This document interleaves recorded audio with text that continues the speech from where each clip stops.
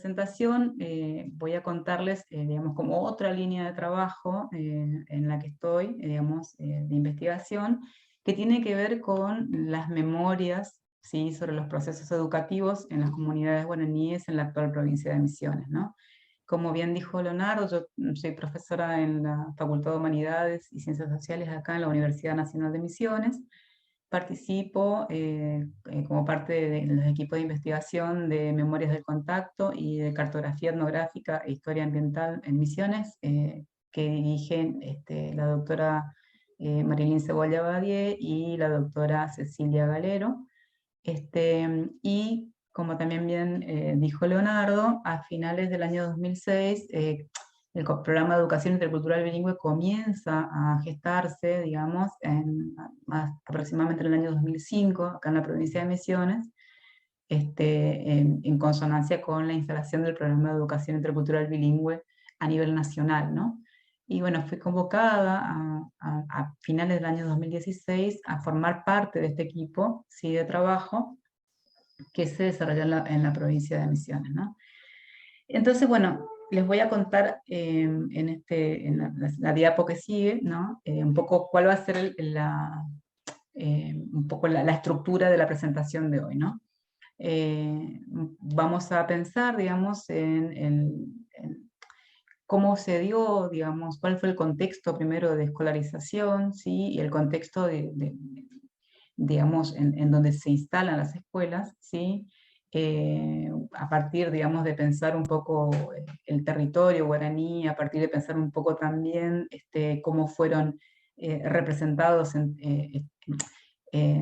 los pueblos indígenas en el territorio y en algunos textos de cronistas, en algunos textos de viajeros, digamos, tanto a nivel, sobre todo a nivel nacional, ¿sí? Vamos a pensar un poco también en los contrapuntos, digamos, que quiero presentar con algunos recorridos, ¿sí? Estos contrapuntos que están relacionados con la historia y la memoria, ¿sí? Y para eso les voy a, digamos, presentar también fragmentos, dado el tiempo que tenemos para conversar, algunos fragmentos de algunos textos, sí, en algunos casos, bueno, fragmentos de un libro, fragmentos de libros históricos de escuelas, y también, digamos, en estos otros fragmentos, digamos, de un taller, digamos, en el que estamos trabajando ahora, donde voy a tomar algunas cuestiones relacionadas con la forma en que los propios educadores indígenas recuerdan y reconocen sus trayectorias escolares que están muy ligadas a sus trayectorias comunitarias. Bien, esta sería como la estructura de nuestra presentación. Vamos a hacer a la próxima diapositiva, ¿sí? Es importante reconocer que hay una amplia documentación antropológica, histórica, arqueológica, que muestra la gran expansión territorial, ¿sí?, de la macroetnia guaraní, ¿sí?, ya en épocas de la denominada, digamos, épocas prehispánicas, ¿no? Y en esa gran expansión que vemos en estos mapas acá, digamos, ¿no? Por un lado tenemos el mapa de Silva Noeli, que es un mapa que nos muestra los sitios arqueológicos en la actualidad de ese territorio guaraní. En el centro tenemos el mapa que se publicó en el año 2016, el mapa guaraní continental, y después tenemos el mapa guaraní digital, digamos, del CTI, donde nos muestra, digamos, el territorio, este amplio territorio guaraní, digamos, que tiene una profundidad histórica que es bastante documentada, ¿no?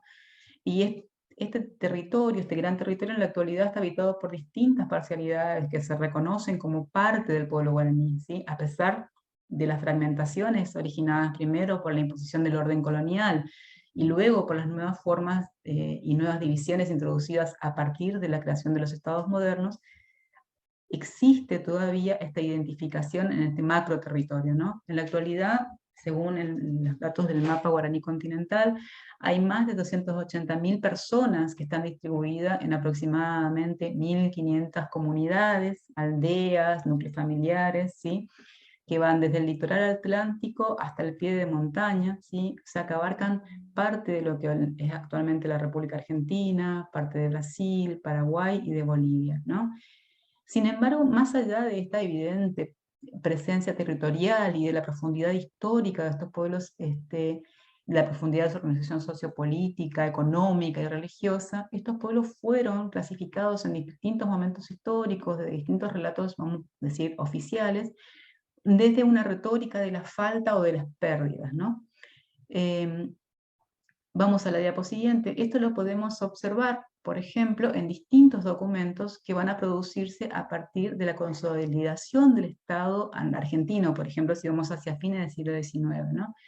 Esta consolidación del Estado argentino se impulsa, digamos, a partir, digamos, de objetivos puntuales, ¿no? A finales del siglo XIX, 1880, ¿sí? El Estado argentino comienza a consolidar sus territorios a partir, digamos, de campañas de avance sobre otros territorios indígenas, ¿sí?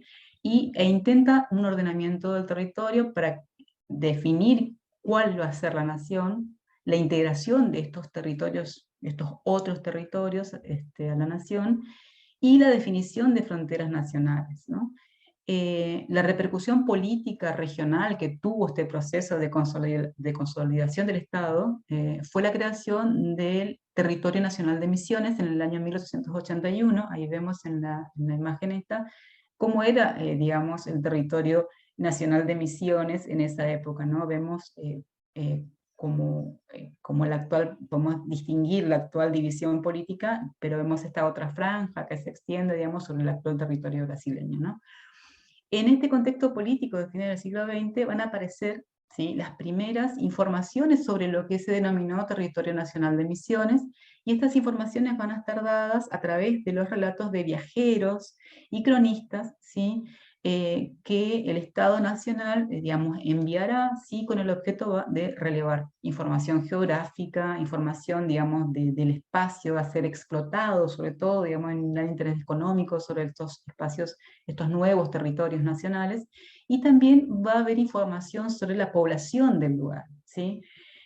¿Cómo es percibido este territorio en este momento histórico? Desde el gobierno central, ¿sí?, es percibido como un espacio vacío, ¿sí? Se va a describir este espacio como un espacio vacío en distintos informes de viajeros, ¿sí?, y de cronistas, ¿sí? Y al ser un espacio vacío desde esta perspectiva, era un espacio propicio, ¿sí?, para la colonización que fue impulsada después por el Estado Nacional, ¿no? A finales del siglo XIX se impulsa la colonización agrícola, ¿sí?, acá en el Territorio Nacional de Misiones. La primera colonización oficial va a darse en el año 1897 en el sur de la provincia, ¿no? Entonces, este territorio es percibido como vacío, tal como sucedía años antes, pocos años antes, por ejemplo, con lo que es el sur de la actual Argentina, ¿sí?, donde se llevaron a cabo campañas militares, la llamada famosa campaña al desierto, ¿no?, una campaña de exterminio, ¿no? Entonces los informes que se desarrollaban en estas expediciones destacaban, nos va a decir Héctor Jacquet, fuertemente un sentido, digamos, de argentinidad, de territorialidad y de civilización. Había una marca fundante, importante, digamos, en la cuestión de la civilización, ¿sí? El interés va a estar puesto entonces, nos dice Héctor Jacquet, en estas fronteras que son culturalmente definidas por estos actores que producen estos relatos, ¿no? Entonces la frontera aquí va a estar fuertemente marcada como una categoría simbólica que va a estar definida por una ideología nacionalista que va a permear la percepción de la alteridad de los habitantes de esta zona, ¿sí? Estas crónicas, ¿qué van a hacer también, digamos? Van a presentar un mundo desconocido, digamos, para este país central, para este gobierno central, y van a explicitar, digamos, desde este punto de vista, el avance hacia lo que ellos consideraban un territorio inculto, entre comillas, ¿no?, y salvaje, ¿no? En la siguiente diapositiva, por ejemplo, podemos ver, si tomamos uno de los viajeros que llegó a la provincia de Misiones, a la actual provincia de Misiones, perdón, que es Rafael Hernández. Rafael Hernández fue un escritor político, agrimensor, ¿sí?, que fue enviado al Territorio Nacional de Misiones para principalmente mensurar dos colonias oficiales en el sur de la provincia.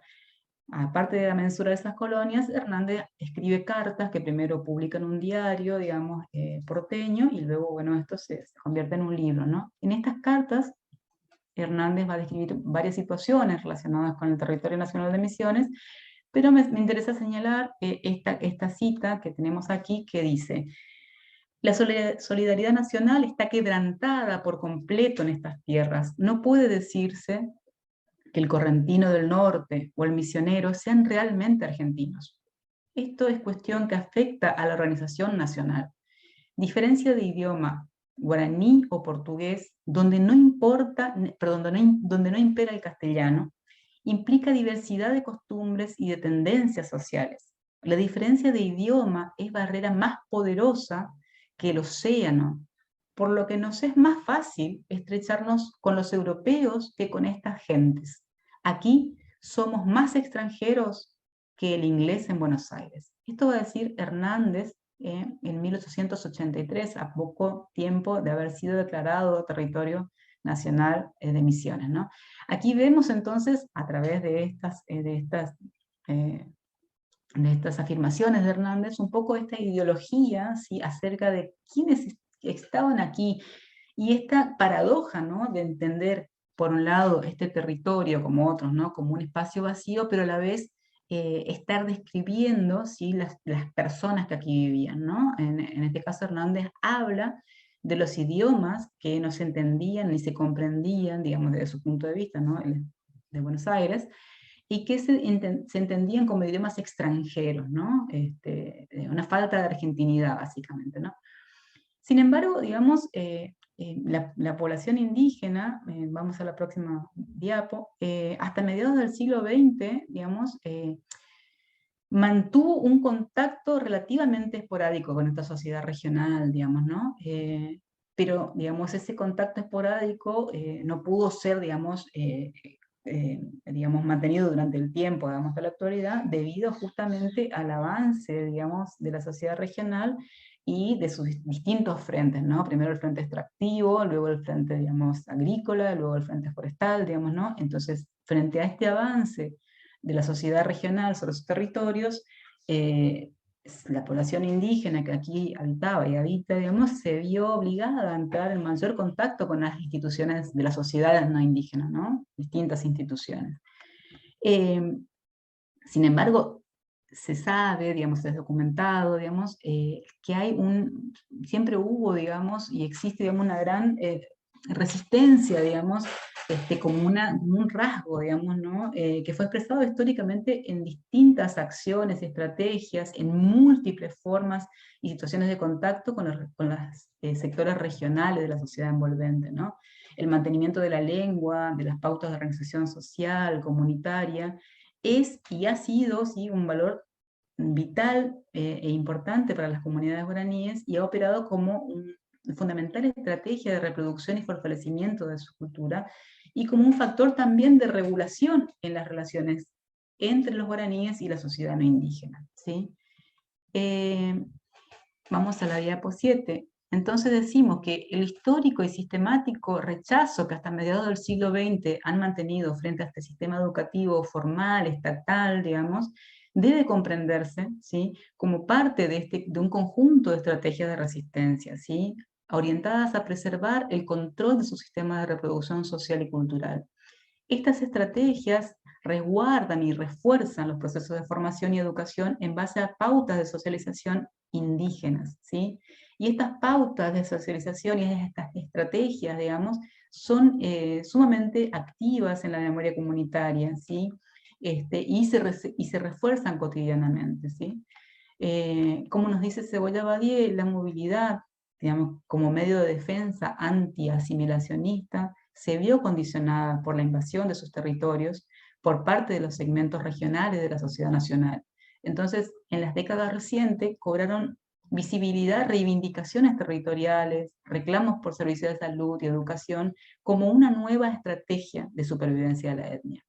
Entonces nosotros entendemos que la escolarización llevada adelante en comunidades indígenas guaraníes es reciente, ¿sí?, en relación, por un lado, al sistema educativo formal, tanto en Misiones como en el país, y también entendemos esta escolarización enmarcada en este proceso histórico de avances y resistencias, ¿sí? Nuestra investigación, vamos a la diapo siguiente, se propone analizar y reflexionar, ¿sí?, sobre procesos sociohistóricos de escolarización en comunidades guaraníes de la provincia de Misiones, y como resultado preliminar de este trabajo de investigación proponemos una periodización que nos va a permitir identificar las configuraciones que se han ido estableciendo en estos distintos momentos, ¿no? Un primer periodo que nosotros denominamos fundacional, que se inicia alrededor de 1970, ¿sí?, cuando se realizan encuentros entre líderes indígenas y autoridades no indígenas, pertenecientes a diferentes sectores del Estado provincial y nacional, así como a sectores de la Iglesia católica, ¿sí?, y del sistema educativo formal estatal. Un segundo momento, ¿sí?, que abarca sobre todo la década de los 90, que está marcada por la reforma de la Constitución Nacional Argentina, en la que se reconoce, ¿sí?, la preexistencia étnica de los pueblos indígenas en Argentina, ¿sí?, así lo llaman en la Constitución, y el derecho, digamos, a una educación intercultural y bilingüe. Y un tercer momento, ¿sí?, al que llamamos un momento de institucionalización de la educación intercultural, que se va a dar a partir del año 2004, primero en Buenos Aires, en el Ministerio de Educación Nacional, digamos, del país, cuando se crea el programa de educación intercultural bilingüe, y luego también se crea aquí en la provincia de Misiones. Entonces, esta investigación que nosotros que estoy dando adelante, se enmarca en un proyecto que es mayor, ¿sí?, que abarca estos periodos, ¿sí?, que van desde fines de los años 70 hasta el comienzo, hasta el presente. Para esta presentación voy a tomar, ¿sí?, este primer momento que denomino como el momento fundante, en donde van a destacarse dos situaciones, ¿sí?, que se van a repetir en diferentes formatos, lo vamos a decir así, ¿no? Una situación tiene que ver con los encuentros en la década del 70 en adelante, entre líderes indígenas y autoridades no indígenas pertenecientes a diferentes sectores del Estado provincial, del Estado nacional, de la Iglesia Católica y del sistema educativo formal estatal. Y una segunda situación es la incipiente instalación de escuelas por iniciativas de organizaciones privadas, organismos del Estado provincial, así como de congregaciones religiosas evangélicas y católicas que se relacionan y entran a interactuar con comunidades guaraníes. Entonces, para interpretar qué lugar ocupan estos acontecimientos en la memoria colectiva de las comunidades guaraníes, voy a acudir a conceptos relevantes como historia, memoria, narración histórica, ¿sí?, intentando reconocer cómo se construyen, se narran, se rememoran los hechos que han configurado un espacio de significación y posiciones que operan en el presente como una constante fuente de legitimidad y conserva una persistente eficacia simbólica en este campo educativo en particular. Vamos a la diapo 9. El núcleo del interés investigativo, entonces, es la memoria colectiva entendida en el marco de los procesos de historización, una actividad plural de selección, clasificación, registro y reconceptualización de experiencia, integración y recreación significativa del pasado desde el presente a través de prácticas, nociones que son socioculturalmente específicas de temporalidad, agencia y causalidad. Es decir, esta memoria colectiva es un proceso, digamos, de historización que tiene que ver con una actividad entonces de selección, de clasificación, de reconceptualización de ese pasado a partir del presente, ¿sí? Y que va a tener, digamos, una recreación significativa en distintos momentos históricos, ¿sí? Interesa problematizar las memorias, lo que denomino memorias simultáneas, ¿sí? Es decir, este proceso de actualización permanente sobre la memoria y la historia, ¿sí? Sobre este hecho histórico que marcó el proceso de instalación de las escuelas en comunidades guaraníes. ¿Cómo actúan estos relatos en tanto memoria en acción? ¿Sí? Entendiendo también que la memoria integra de manera relacional esta construcción y significación del presente que se narra, ¿sí? Entonces también me interesa acentuar los aspectos creativos y procesuales que se dan en el uso del pasado, ¿sí? Y en este sentido tomo distancia, ¿sí? De la idea de memoria como un archivo de hechos del pasado, ¿sí? Es decir, a mí me interesa conocer cuáles son las narraciones, los modos de conmemorar, que se imponen por un lado como válidos en este espacio escolar, en el que convergen distintas historias. ¿Qué maneras hay de narrar y de expresar el tiempo en estos espacios comunitarios del pueblo guaraní y de qué forma se presentan en el espacio escolar? Vamos a la próxima diapo. Tomando este primer periodo, entonces, como el periodo fundante, ¿sí? Me interesa expresar, digamos, ver cómo se expresa, mejor dicho, el tiempo en los relatos producidos en las comunidades y en las escuelas, y cómo se crean sentidos situados que nos remiten a diferentes maneras de comprender el mundo. Es decir, a mí me interesa esbozar un contrapunto entre lo que podríamos definir, o no definir, sino lo que podríamos denominar el tiempo de los abuelos, como un elemento significativo en las narraciones de las comunidades guaraníes, y el tiempo cronológico, ¿sí? Como una marca y recurso de veracidad en las narraciones de lo que podríamos llamar la historia oficial de la escolarización para comunidades guaraníes en Misiones. En el periodo que nosotros denominamos fundacional van a aparecer distintos relatos, ¿sí? Algunos textos escritos y documentos, y también estos relatos van a aparecer a partir de las entrevistas que hicimos a referentes indígenas. También van a aparecer en conversaciones y reuniones donde educadores indígenas, imburubichás, traen al presente, ¿sí? Lo que sus abuelos hicieron, ¿sí? Y de esta manera dan una fuerza y reivindicación que son actuales, pero que están fundadas, ¿sí? En la continuidad, ¿sí? Que tienen con el pasado, ¿sí? Presente en continuidad con el pasado, esa continuidad, digamos, en las luchas de los mayores y en los logros, ¿sí? Que estos mayores han tenido en relación con sus comunidades. En este campo de relaciones interétnicas podemos identificar actores, digamos, como dos grupos de actores principales, ¿sí?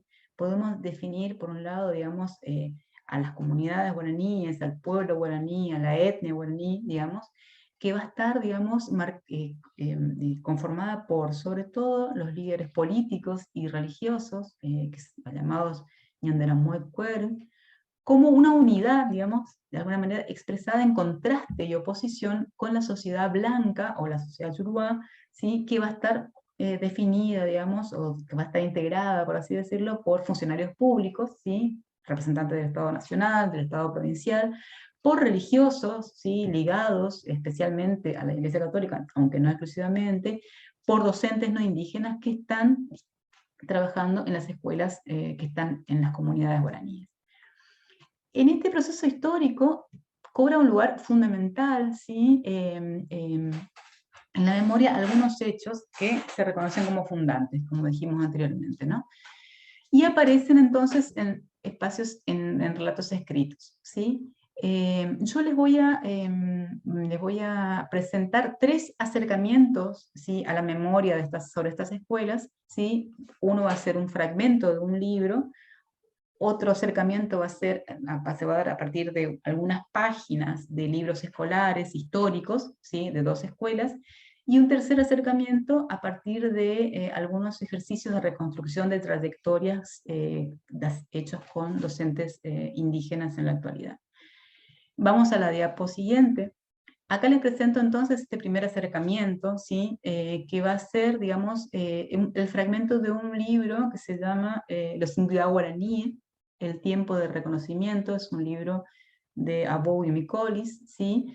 Que fue presentado en el año 2013, ¿sí? Acá publicado en el año 2013, y tiene varios capítulos y demás, pero quiero traerles acá uno en particular que está relacionado con la fundación de una escuela, ¿no? Este fragmento que les traigo tiene su título Un encuentro memorable, en noviembre de 1978. En este relato sí se da cuenta de cómo se llevó adelante el proyecto de la que fuera la primera escuela en esta comunidad, En noviembre del 78, dice el texto, no esto que le traigo el fragmento, sino el capítulo, cuenta que se hizo un acto en el anfiteatro Manuel Antonio Ramírez de la ciudad de Posadas, el anfiteatro de nuestra ciudad, y se presentó en este acto, ¿sí? Una reliquia venerada en toda la región, que es el corazón del jesuita Roque González de Santa Cruz. En este acto, ¿sí? Digamos, se presenta la reliquia en el 78, ¿sí? Y describen los autores quienes estaban presentes en este acto, ¿no? Con nombre y apellido, el obispo de Posadas, ¿sí? El cardenal, digamos, del primatesta, el cardenal, digamos, de la Iglesia Católica, autoridades provinciales, ¿sí? Y dicen, a la izquierda del escenario, y cito, una decena de indios guaraníes con rostro impasible. Y más adelante los autores siguen con el relato explicando que entre estos indios guaraníes había asistido al acto el Pai Antonio Martínez. El Pai Antonio Martínez, que era el líder, digamos, espiritual de esta comunidad, había sido invitado por una religiosa que ya estaba, digamos, trabajando en la comunidad. Según este relato, digamos, de estos autores, este líder no quedó muy satisfecho, pues no logró ver, y cito, el corazón del que fuera amigo de sus ancestros, ¿sí? Motivo por el cual, dice, había sido invitado al acto, ¿no? Entonces, en este relato nos dicen, bueno, que esta incomodidad de este líder indígena llega al obispo Kemmerer, ¿sí? Que para, digamos, saldar, digamos, este inconveniente, decide viajar a la comunidad de Antonio Martínez, ¿sí? Y llevar este relicario, ¿sí? Viaja con una comitiva, ¿sí? Entre las que se encuentra un sacerdote paraguayo, ¿sí? Que era el custodio, digamos, del relicario, y también el único integrante de la comitiva que hablaba guaraní, ¿sí?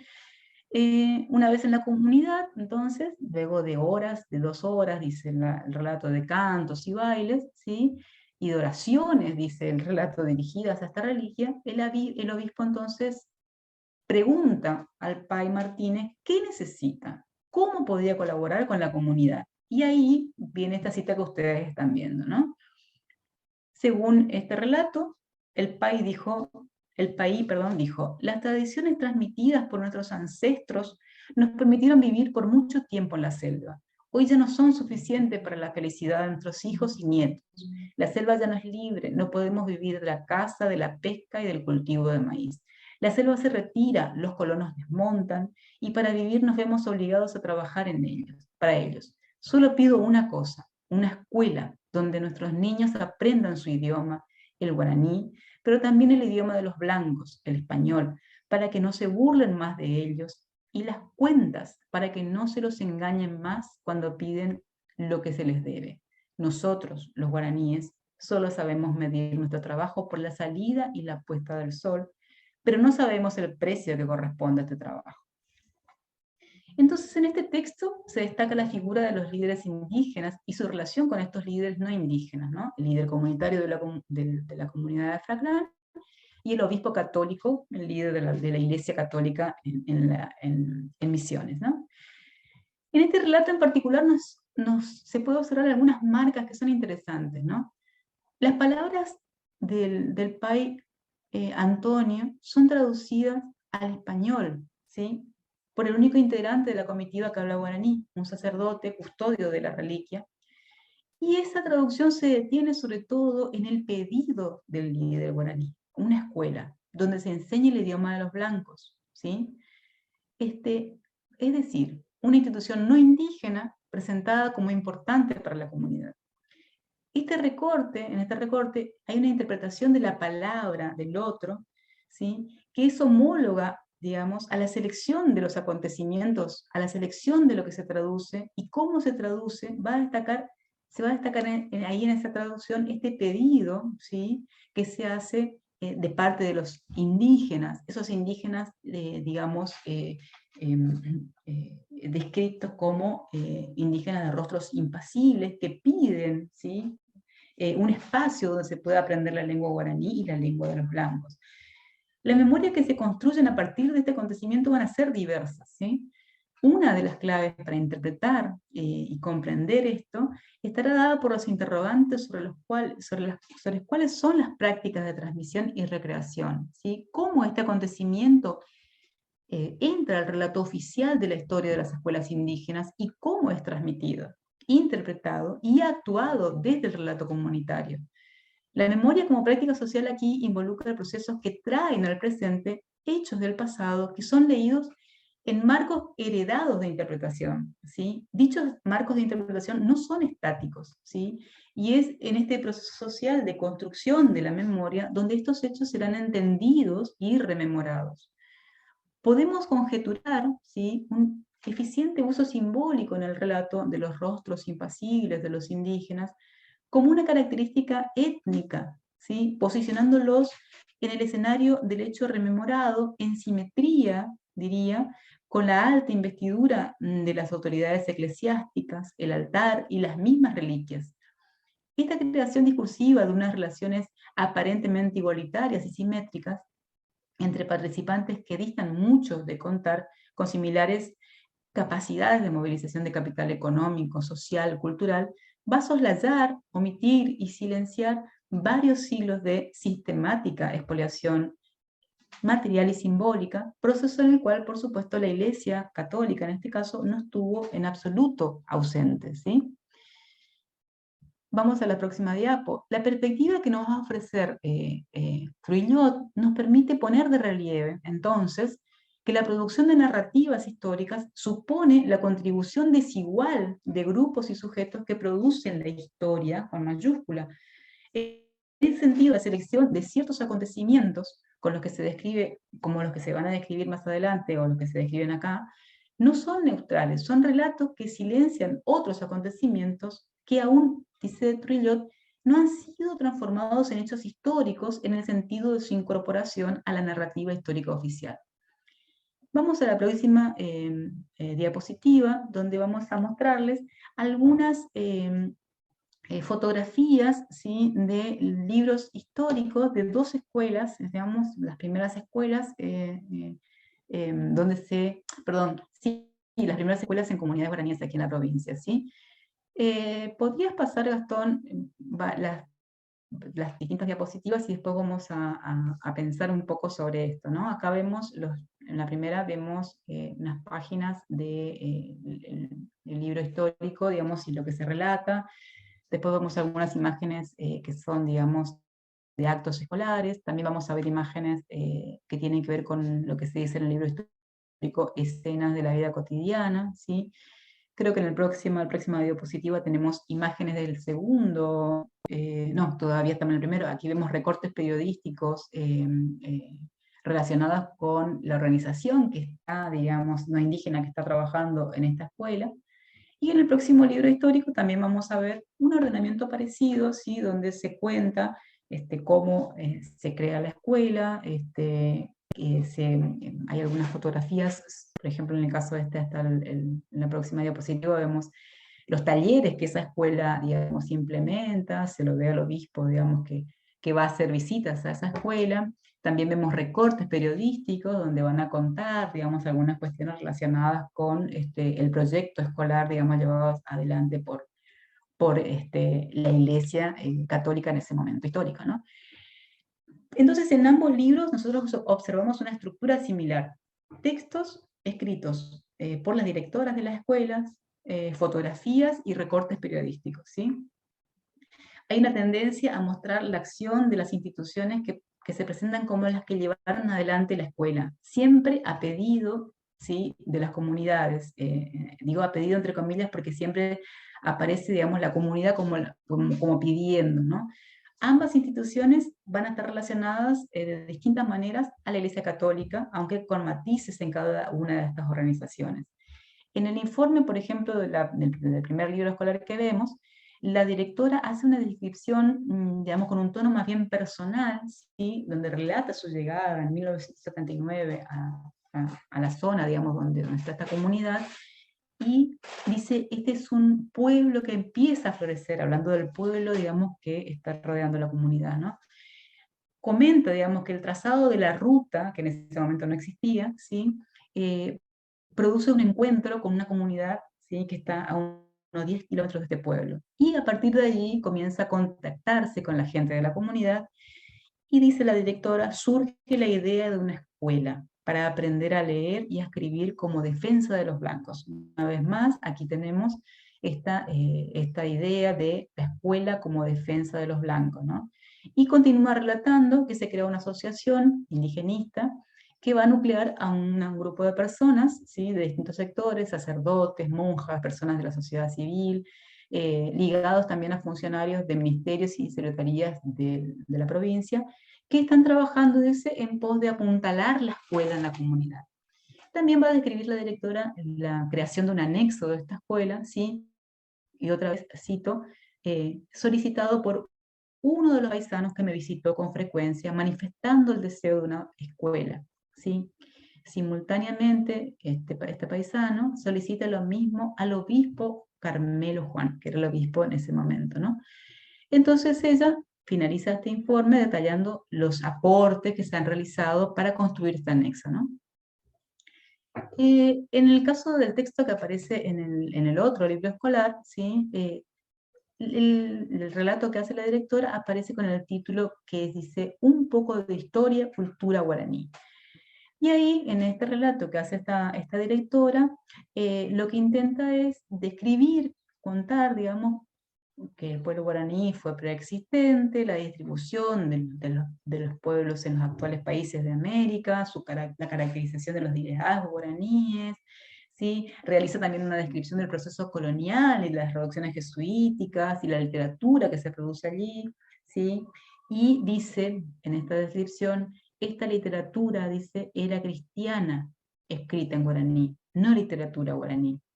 Y después continúa hablando, digamos, de una rica producción literaria en guaraní, nombrando, por ejemplo, a Kurt Unkel, ¿sí? Y que dice que esta literatura ha sido despreciada, ignorada y desconocida. Bueno, esta directora, digamos, abre el libro histórico haciendo este recuento, digamos, de la cultura guaraní y de digamos, de su literatura, de su historia, de su profundidad histórica, digamos, ¿no? Pero luego este desarrollo, digamos, pasa a contar cómo comienza la educación para los guaraníes en Misiones, remarcando, ¿sí?, otra vez que fue el líder indígena, digamos, Antonio Martínez, quien solicitó al obispo Kemmerer una escuela, y cito, donde nuestros niños aprendan su idioma, el guaraní, pero también el idioma de los blancos, el español, para que no se burlen más de ellos y para que no los engañen cuando reclamen lo que es debido, ¿no? Acá vemos otra vez cómo estos fragmentos, estos segmentos, digamos, se vuelven, digamos, a escribir y reescribir y renombrar, ¿no? En el último apartado de esta directora, digamos, de este libro, perdón, se enumeran las etapas del proyecto educativo que se llevó adelante en esta comunidad y en otra más. Este proyecto es ligado a la Iglesia, al obispado de la Iglesia Católica, ¿sí? Y cierra el texto con una imagen del obispo, este texto, ¿no? Del obispo de la Iglesia, el señor Jorge Kemmerer, ¿sí?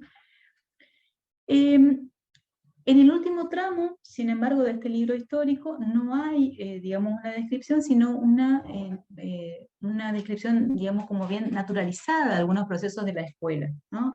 Dice aprestamiento, conteo, rimas, versos, ¿sí? Y un taller de manualidades para niñas y niños, digamos, perdón, de manualidades para niñas y de carpintería para niños, ¿no?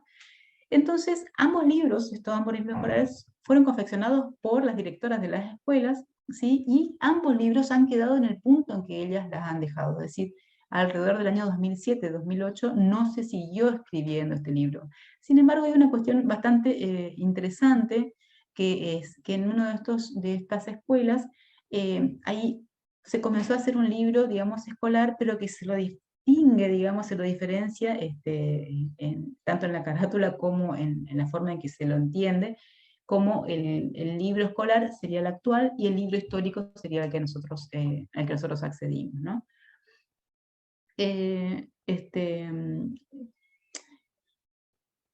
Tanto en un libro como en otro, otra cosa que quería comentarles, digamos, se registra entonces la escuela, digamos, como una cuestión que tiene que ver con el pedido de autoridades indígenas, ¿no? Como una forma de defensa.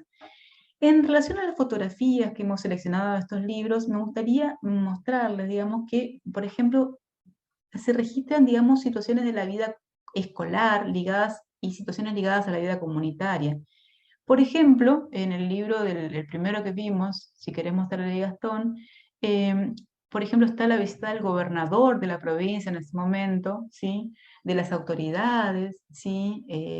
Se registra, por ejemplo, cuando se habla de las autoridades, es interesante porque se habla del gobernador con nombre y apellido, se registra también la visita de Pérez Esquivel, pero cuando se habla de los, digamos, de las personas que son parte de la comunidad, se habla, digamos, sin nombres, ¿sí? Son personas que son de la comunidad. También es interesante ver cómo hay ciertos elementos o momentos que se van a marcar, digamos, el primer momento en que se trabaja en la escuela, el pizarrón, digamos, que va a representar la escuela, ¿no? Ese pizarrón que va a estar ahí recostado contra la casa del cacique, dice, u otra fotografía donde se muestra a una persona de la comunidad tallando una imagen de Jesús, ¿no? Sí, es interesante porque de alguna manera, digamos, esta selección de imágenes fotográficas sí va a mostrar, por un lado, que digamos, las personas digamos, no indígenas sí van a ser puestas con nombre y apellido, cargos y demás, y las personas no indígenas generalmente están en el anonimato, ¿no? Son, digamos, talladores, madres, padres, líderes, pero sin nombre, ¿no? Y la otra cuestión que también es interesante, en el otro libro por ahí, si ves, puedes pasar, Gastón, a la fotografía de las mujeres en el taller, digamos, que está relacionada esa fotografía con un recorte que les traje ahí, que por ahí no se ve bien, donde sí dice que las mujeres deben aprender un oficio, ¿sí? Deben aprender a trabajar, ¿sí? Y los hombres deben aprender a trabajar en la carpintería, ¿sí? También deben aprender un oficio desde esta lógica, digamos, del trabajo productivo, ¿sí? ¿No? En esta lógica estatal, eclesiástica y escolar, ¿no? Es interesante en ese sentido, digamos, ver cómo eh, se relata en este recorte periodístico que tiene el libro escolar de la segunda escuela, por ejemplo, en una nota de un periódico que se llama Domingo Misionero, una carta que es enviada a la entonces rectora del Instituto Ruiz de Montoya, que era el instituto que estaba trabajando en conjunto con el obispado de Posadas en este proyecto de desarrollo, llamado así, en la comunidad indígena. Y en esta nota, ¿sí? La maestra va a decir una cosa muy interesante que tiene que ver con las mujeres de la comunidad.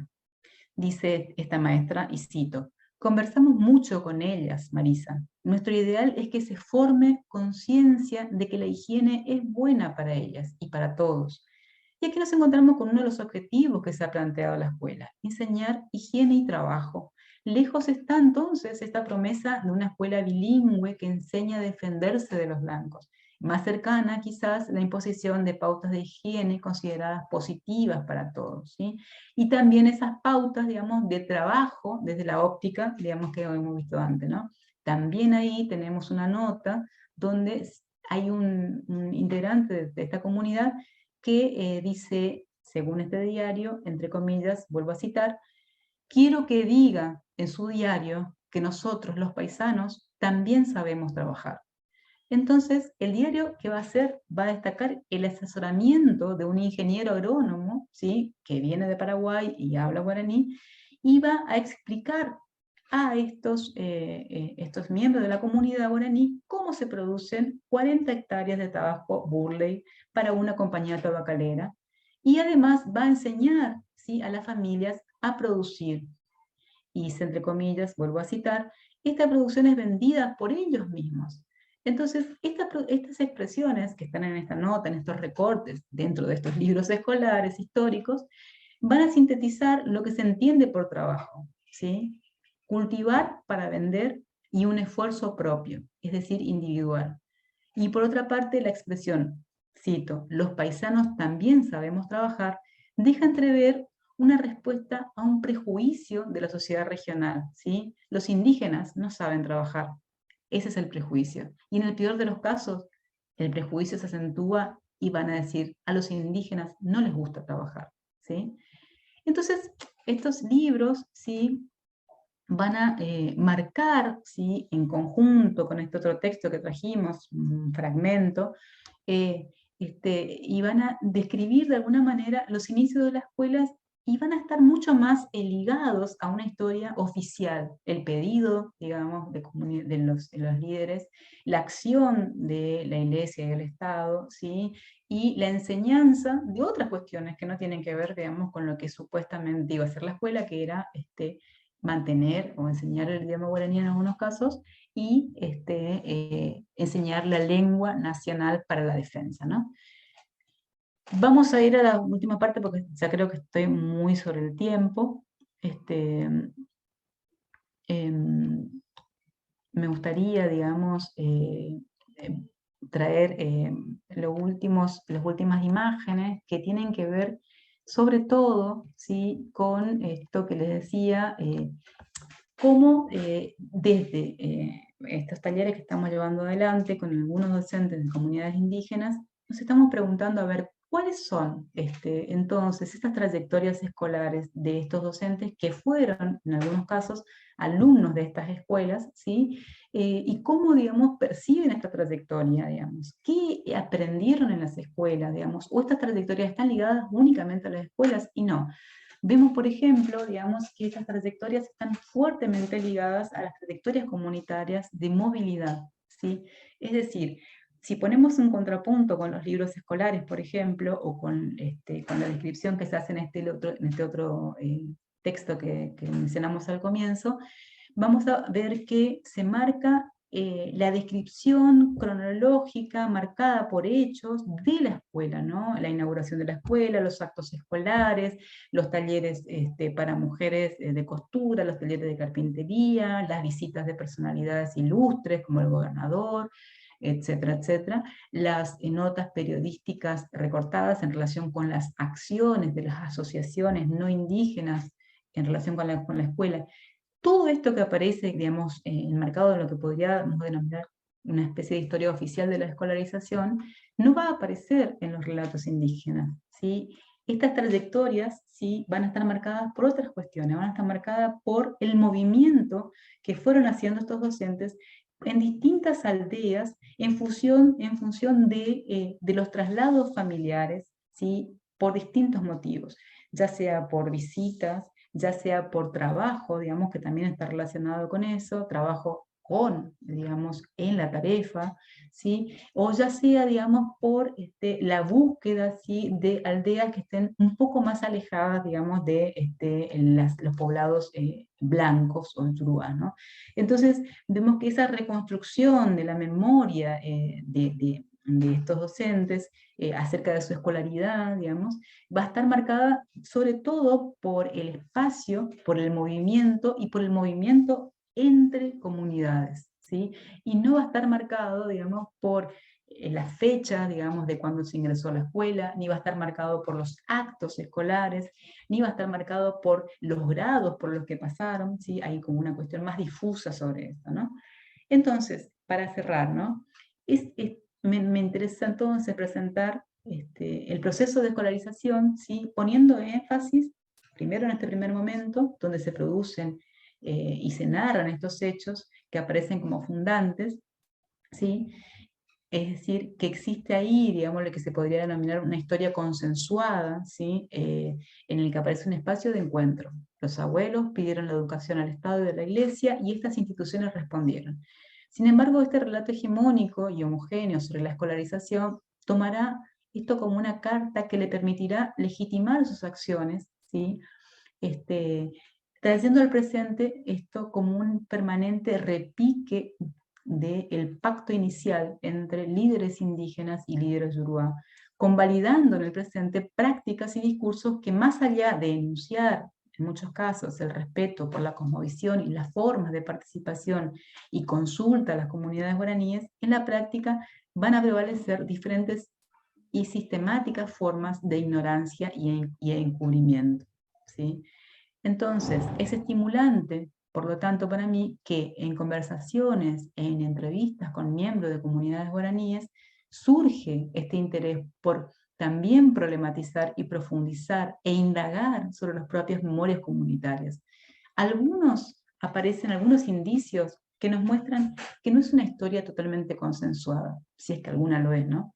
Aún así, es una historia delicada y difícil de desmontar. Sus pliegues pueden ser descubiertos solo en la medida en que sus protagonistas nos permitan acompañarlos en un camino de rememoración y de diálogo. Aquí se hace necesaria una escucha atenta y paciente, como dicen muchos educadores indígenas, ¿sí? Existe un relato hegemónico sobre la escolarización de las comunidades guaraníes en que sus portavoces y gestores son la Iglesia, la católica, ¿sí? Y el Estado provincial como hacedor de caminos educativos. En los relatos de las comunidades son los abuelos quienes pidieron las escuelas, pero aquí los abuelos no aparecen como, digamos, partícipes, digamos, inactivos. Son activos, ¿sí? Son personas que son líderes que lucharon para que esta escuela, digamos, sea de esta manera. Estos mismos relatos que habilitan las acciones de las instituciones no indígenas muestran también algunos indicios de ruptura con la narrativa oficial de la escolarización. Advertimos que los pliegues que no estaban en la superficie comienzan a vislumbrarse, quizás con una configuración de lo que los abuelos querían, perdón, una reconfiguración de lo que los abuelos querían en las voces de los actuales educadores indígenas, quienes en algunos casos son también líderes políticos en sus comunidades. Estos pliegues se van abriendo en discursos, se desarrollan en conversaciones, en reuniones, donde educadores toman las palabras y expresan su modo de ser, ¿sí? Y aquí quiero solamente traer un pequeño fragmento de una entrevista que dice un compañero educador indígena: a nosotros nadie nos va a decir cómo ser Mular. Hay cuestiones que como docente tengo que consultar a los caciques. Es importante conocer hasta dónde va la responsabilidad y el derecho de la institución escolar y de dónde corresponde a la comunidad. Si se tiene que salir de ese esquema de acto público, por ejemplo, en vez de hacer un acto de 25 de mayo y aprovechar la Semana de los Pueblos Originales para reflexionar, sí. Si a mí no me gusta hablar de San Martín, entonces tendría que hablar, por ejemplo, del Cheramoy Dionisio, de Lorenzo o de Basilio, todos estos líderes espirituales y políticos reconocidos por las comunidades guaraníes. Entonces, en el espacio escolar, arquetípico espacio de encuentros y desencuentros, la valoración y el reconocimiento de la forma de organización indígena sigue siendo un tema principal de resistencia y defensa de la cosmovisión guaraní, ¿sí? Y aquí, bueno, cierro y pido disculpas quizás por la extensión. Gracias.